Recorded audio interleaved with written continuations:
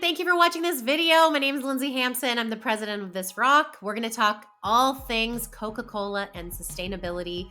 I had this memory of when I was a kid and I had a Coca-Cola plastic bottle, and my parents showed me not to put it into the trash bag, but to take it into the garage and put it into this magical blue bin called recycling. I don't know if you have early memories of Coca-Cola or maybe some of their competitors, but it definitely got me interested in the environment and our impact. So I'm just about to share my screen with you, and we're going to look at their sustainability report for 2023. But I just want to show you ahead of time that they have used a couple of frameworks. Number one is GRI, the Global Reporting Initiative. Basically, the company has prepared its report in accordance with GRI standards, and that is the foundation, the general disclosures, material topics. This is the 12th consecutive year that GRI principles have informed Coca-Cola's reporting process. Number two is CDP, formerly called the Carbon Disclosure Project. Coca-Cola submits annually to CDP. They talk about climate change, water, and forests. There are questionnaires. And basically, they look at their impact and any strategies to mitigate their impact. So I'm on Coca-Cola's website /sustainability, and I can learn everything that they're doing to do with the environment or labor and human rights. So we're going to click on this in a second, but I just want to go down and say, as I had mentioned, there's some top key items for Coca-Cola. Number one is water. I mean, think about all the water that must go into production. The other thing is giving people choices. They want to make sure from water to dairy to soft drinks to natural juice, they have so many brands, including reduced sugar, smaller packaging. So they're trying to show that, choice is helping mitigate their impact. And then waste. I mean, we can't help but talk about waste here because when you go to a local beach or to a park, there's got to be some trash on the ground, and it's very likely to be a plastic bottle, potentially Cokes. So I'm going to hop back up and go to our environmental process and click on the 2023 environmental update. So remember I mentioned that they talk about GRI, they talk about the CDP. Well, we can learn tons about Coca-Cola just from here. We can see their water goals. They've set some goals, continue to replenish 100% of the water they use in finished beverages to nature and communities. In progress, they've returned 148% of the water, which is pretty great. So see, they've got some goals and then progress, which is really holding them accountable. Now let's look at packaging. Again, same thing. Their goal, make 100% of their packaging recyclable globally by 2025.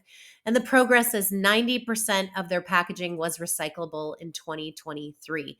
It doesn't mean that everything got into the recycle bin, and we all know that not everything that gets into the bin is recycled. But again, they're making goal, they're trying to create some progress.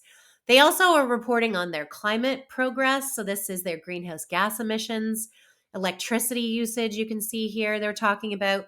And they even have their reporting score for 2023 from the CDP, which is an A-. They also talk about agriculture goals, and we can get right into the details. Always my favorite part. Like, let's get into how many liters of water, what is the metric tons of packaging, what percentage is reusable and not, what about their scope 1 and 2 and 3 emissions, and so on. So if you're a nerd like me, please open up this report on your own time and go to the back because there's a lot of good data in here. We can see that they've aligned themselves to some important frameworks. So the team at ThisRock took a look at Coca-Cola and came out with what we think the 5 pros or the strong points of Coca-Cola sustainability practices are. So you ready? Number 1, exceeding water replenishment goals. I talked about that already. So the water that is used, they more than compensated for in their processes. Number 2 is 90% recyclable packaging is achieved. Remember, they're trying to get to 100%. Well, in 2023, 90% of everything that they're putting out is recyclable, which again, we think is a very lofty goal, or was a lofty goal, and that is a good accomplishment.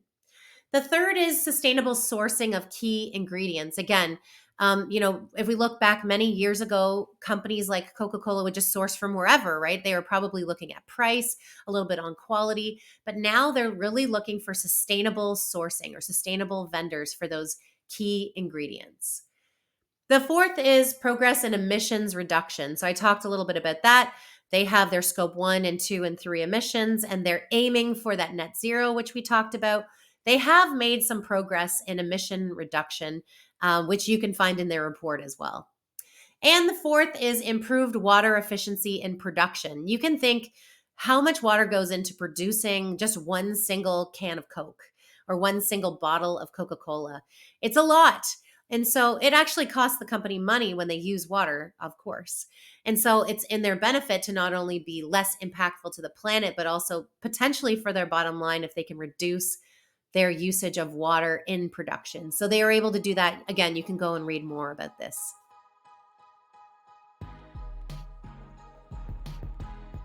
So in a perfect world, what would Coca-Cola do differently? These are our 5 suggested cons. Number 1, scaling back sustainability goals.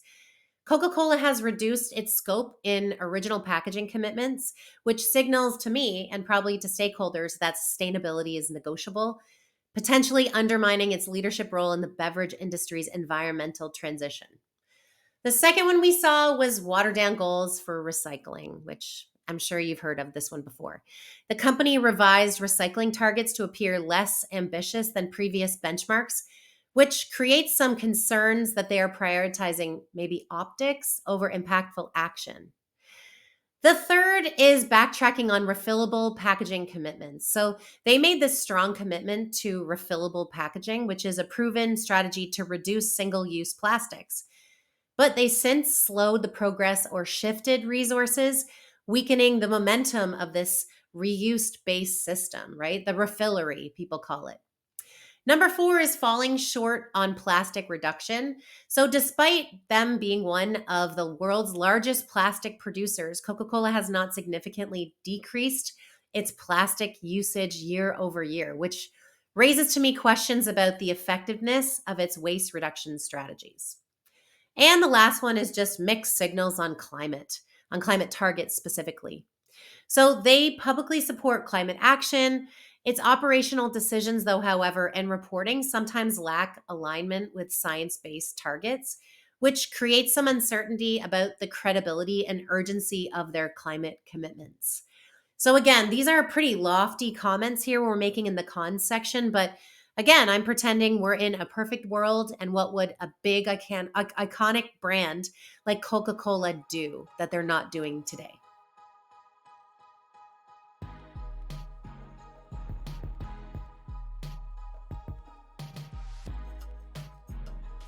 Accelerate the transition to 100% recyclable and reused packaging at Coca-Cola. I love the idea of refilling things, using less. I mean, take a moment and go out into your own garage and look at your own recycle bin or garbage. What's in there that you don't need to be throwing in there week after week after week? What are some containers you don't necessarily need brand new every single time? I'd love to see Coca-Cola thinking about that more and executing that more. Number 2 is just improving water stewardship in high-risk areas. Of course, not every single location on planet Earth is stressed with water, but there are major problems with water across the world in specific regions. So we want them to improve their water stewardship in these problematic areas. And the third is decarbonizing the supply chain. That's such a fancy term, but really that means who is supplying Coke? What is their own footprint? And how can we reduce our carbon emissions from it? So how do we really get to a true net zero one day? I hope you learned something for your own business. Maybe it's how to figure out what issues in sustainability are material to your company.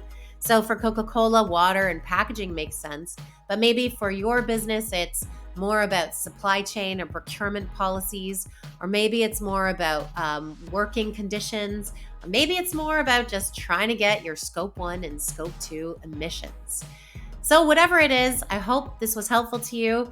Have a great week. And if you ever have any questions for us, please feel free to reach out. We're here to support you.